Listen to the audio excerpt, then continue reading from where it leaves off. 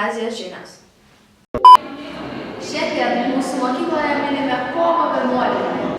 Tai Lietuvos nepriklausomybės atkūrimo diena, kuri kiekvienais metais mums primena aukščiausiosios tarybos pasirašytą aktą, leidžiantį mums gyventi nepriklausomoje Lietuvoje. Pasiklausykime, ką apie tai turi papasakoti mūsų gimnazijos mokytojai ir mokiniai. Aš žinai, kas yra kovo 11? Taip. Papasakok mums visiems. Kovo 11 tai nepriklausomybės diena. Taip, Lietuvos nepriklausomybės atkūrimo diena.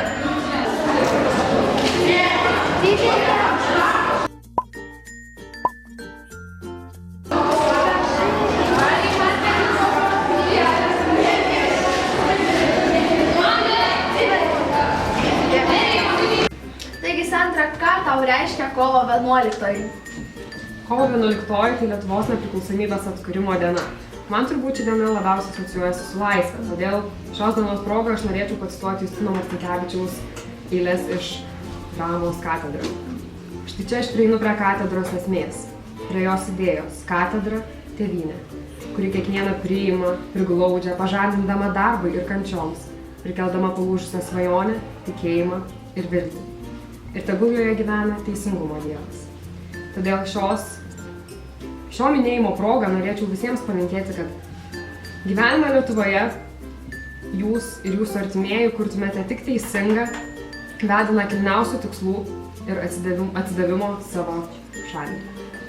Tai aš manau, kad mūsų mokiniai labai skirtingi ir požiūris į laisvę, į save, į pilietiškumą, jisai labai yra skirtingas.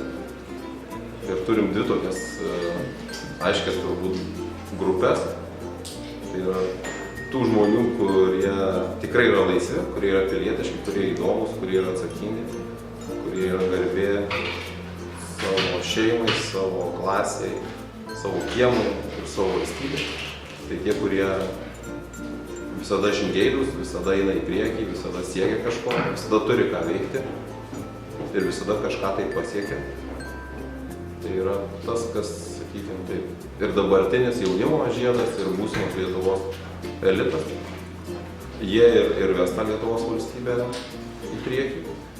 Gaila, bet yra kita pusė, kurie nieko nenori. Jiems nieks neįdomu, jie nieko nesiekia, jie niekad neturi laiko ir turbūt neturi laisvės ir neturi supratimo, kas yra laisvė, nes neturi atsakomybės. Tai būtų iš tikrųjų labai smagu, kad ta pirmoji pusė užkrėstų tą kitą pusę būtent tos laisvės siekimo ir gyvenimo įdomumo arba kokybės paieška. Nes kito kelio iš tikrųjų tai mums visiems nėra, nes tiesiog esam per maži, kad galėtume mėtytis ir jaunu, ir senu žmogum. Arai, koks yra jausmas atstovauti visai Lietuvai? Tikrai geras, galiu pasakyti. Aišku, kartu ir eina didelė atsakomybė. Aišku, ir ką tu jautėjai, kai prieš varžybas ar ką nors pagalvojai apie Lietuvą, apie tokius dalykus iš čia? Iš tikrųjų, tai galvojau, kaip nepasišykti labai. Tai pavyko savo norus išpildyti. Mokytojau, gal galėtumėt papasakoti, ką krepšinis reiškia Lietuvai ir kaip jis stiprina žmonių lietuvybę? Kiekvienam lietuviui krepšinis reiškia labai daug, vien dėl to, kad yra populiariausia sporto šaka, bet turbūt dėl to, kad mūsų vardą garsina labiausiai Europoje ir pasaulyje. Laisva. Nepriklausoma. Graži. Šitą žemę man likimas dovanojo, pilką dangų, sniego sodus ir